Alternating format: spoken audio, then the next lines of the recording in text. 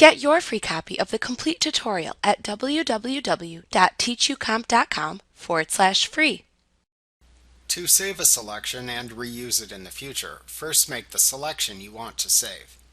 Then choose Select, Save Selection from the menu bar to launch the Save Selection dialog box. Here you can select the type of selection to save. Select the New Choice from the Selection drop-down menu to save a new selection.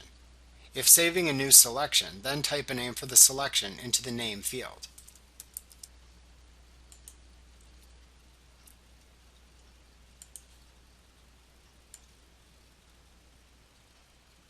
If you have saved an existing selection in the image and then want to use the current selection to add, subtract, or intersect with it, then instead choose the name of the saved selection from the Selection drop-down, and then choose the operation to perform with the existing saved selection from the Operation section.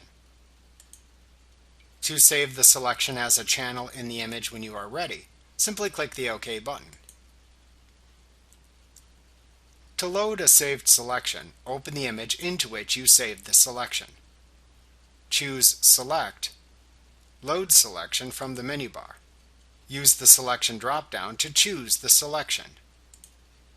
To invert the selection, check the Invert checkbox.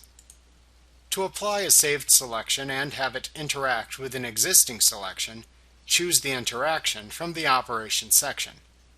To load the selection, click the OK button. To delete a saved selection, choose Select, Delete Selection from the menu bar. In the Delete Selection dialog box that appears, choose the saved selection to delete, and then click the OK button. Like what you see? Pick up your free copy of the complete tutorial at www.teachucomp.com/free.